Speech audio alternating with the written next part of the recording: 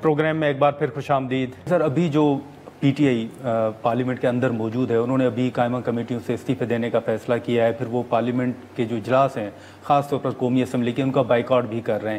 آپ اس سے اتفاق کرتے ہیں کہ ان کی یہ اسٹریٹجی درست ہے؟ میں عام طور پہ میں ہمیشہ یہ کہتا تھا کہ اسمبلی کا وقار آپ کو رکھنا چاہیے, اس کے اندر حصہ لینا چاہیے. لیکن آج جو اسمبلیز ہیں قومی اسمبلی, سینٹ, ان کا کوئی حیثیت نہیں ہے, ان کا کوئی رول پاکستان کے معاملات میں نہیں ہے. تو اپوزیشن جو ہے وہ ان کی مرضی ہے, بیٹھیں یا نہ بیٹھیں کوئی فرق نہیں پڑے گا. اپوزیشن کو آج آپ نے پارلیمان کا نظام اتنا مفلوج کر دیا ہے کہ آج اس میں کوئی رول نہ حکومت کا رہ گیا ہے نہ اس کا رہ گیا ہے اپوزیشن کا. لیکن سر اپوزیشن پھر اس پارلیمنٹ کا حصہ تو ہے نا جس پر تنقید ہو رہی ہے. سر حصہ ہے تو کیا کرے, الیکٹ ہو کے آئے ہیں نا, عوام نے الیکٹ کیا ہے. عوام کے مینڈیٹ کی نفی ہوتی ہے, لیکن عوام کے مینڈیٹ کی نفی تو الیکشن کے دن ہو جاتی ہے. لیکن ابا صاحب چلیں, حکومت کے اوپر تو ہم تنقید بھی کرتے ہیں, اپوزیشن بھی تنقید کرتی ہے کہ کمپرومائزڈ ہیں, طاقتور حلقے ان کو چلا رہے ہیں, سپورٹ کر رہے ہیں. اپوزیشن کی کیا کمزوری ہے سر, وہ کیوں اس طرح ایکٹیو نہیں ہے جیسے آپ؟ اپوزیشن کیا ایکٹیو ہوگی جب آپ نے مینڈیٹ ہی لے لیا ہے. جو آج لوگ اقتدار میں ہیں وہ الیکٹڈ نہیں ہے, تو پھر وہ کیا کون سی حکومت ہے؟ بتائیے, اب اس کو معمولی بات سمجھتے ہیں کہ ہماری پارلیمان ہے جس کو پوری دنیا بات جانتی ہے کہ وہ الیکٹ ہو کر نہیں آئی. اچھا, لیکن سر یہ جو ایک حال ہی میں ایک سروے بھی آیا تھا جس کا حکومت ذکر بھی کرتی ہے, کہتی ہے کہ مسلم لیگ نون ہو یا موجودہ حکومت ہو, اس کے نیریٹو میں اضافہ ہوا ہے پاکستان اور بھارت کی جنگ کے بعد بھی, اور پی ٹی آئی کا جو ایک نیریٹو تھا یا جو اینٹی اسٹیبلشمنٹ نیریٹو تھا اس میں کمی آئی ہے. آپ سمجھتے ہیں کہ واقعی اگر عوام سے بات کریں تو حکومت کا نیریٹو کامیاب ہے, مقبولیت میں؟ حکومت کی کوئی مقبولیت میں اضافہ نہیں ہے. میں ایک شخص کو نہیں جانتا جو آج کوئی اور جماعت چھوڑ کر حکومتی جماعتوں میں آنا چاہتا ہو. آپ باہر جا کے سروے آپ جس سے کرواتے ہیں, جس مقصد کی کرواتے ہیں وہ ہے.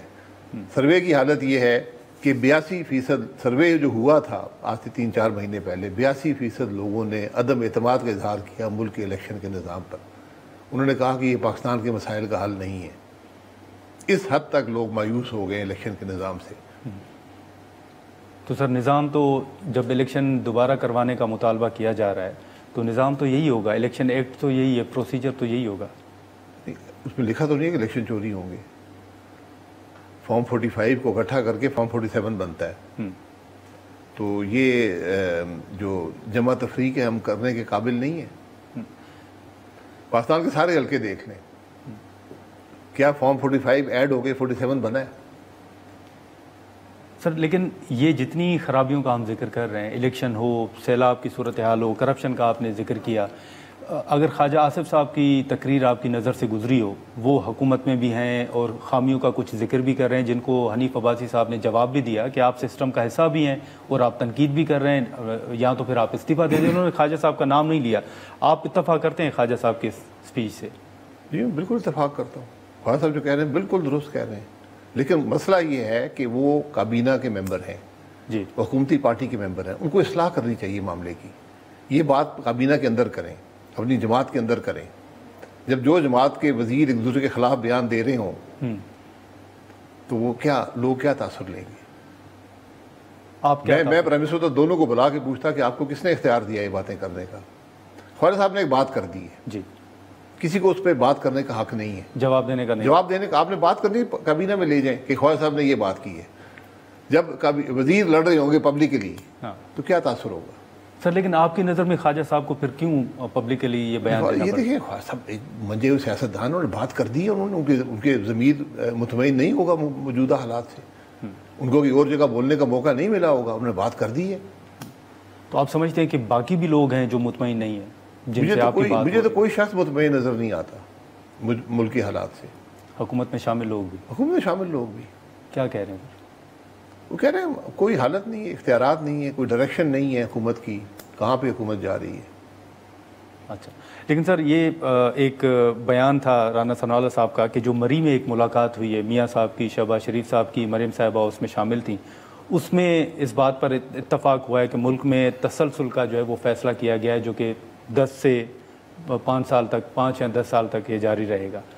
آپ سمجھتے ہیں کہ یہ ممکن ہے؟ تسلسل کا فیصلہ مری کی میٹنگ نہیں کر سکتی، وہ ہر 5 سال کے بعد پاکستان کے عوام کرتے ہیں.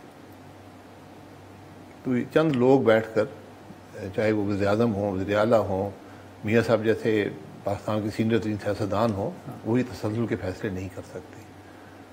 تسلسل کا فیصلہ الیکشن کے اسٹیشن پر ہوتا ہے، جو ہم چوری کر لیتے ہیں.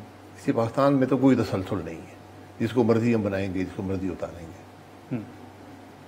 تو سر یہ ابھی آپ سمجھتے ہیں کہ ایک جو سیم پیج کی بات ہو رہی ہے، ماضی میں بھی اس طرح ذکر ہوتا تھا، اب اگر سسٹم یہی ہے، سیٹ اپ یہی ہے، تو موجودہ شہباز شریف صاحب کی حکومت کو کوئی خطرہ ہے؟ نہیں، دیکھیں شہباز شریف صاحب عوام کی ووٹوں سے تو آئی نہیں ہے، عوام سے تو کوئی خطرہ نہیں ہے. وہ جیت کر نہیں آئے؟ جی شہباز شریف صاحب جیت کر نہیں آئے؟ میرا نہیں خیال. اور نواز شریف صاحب؟ نہیں، میں شخصیات کی بات نہیں کر رہا، میں جماعت کی بات کر رہا ہوں. جی، شہباز کہ شریف ان صاحب کے پاس وہ اکثریت نہیں تھی حکومت بنانے کی. یہ سارا پاکستان جانتا ہے. اتحادی حکومت ہے نا. اتحادی بھی آخر نمبر تو چاہیے ہوتا ہے نا، اکثریت چاہیے ہوتی ہے نا. آپ کو پارلیمان کے اندر اکثریت تو چاہیے ہوتی ہے، وہ نہیں ہے. تو 175 ہے، 176 جو بھی ہے، وہ نمبر نہیں ہے. سر نہیں تھے، اب تو ہیں الحمدللہ. ہاں، اتحادیوں کو ملا کر مزید استحکام آ جائے گا. ناظرین، شاہد خاقان عباسی صاحب ہمارے ساتھ موجود ہیں. ہم یہاں پر ایک مختصر سا بریک لیتے ہیں.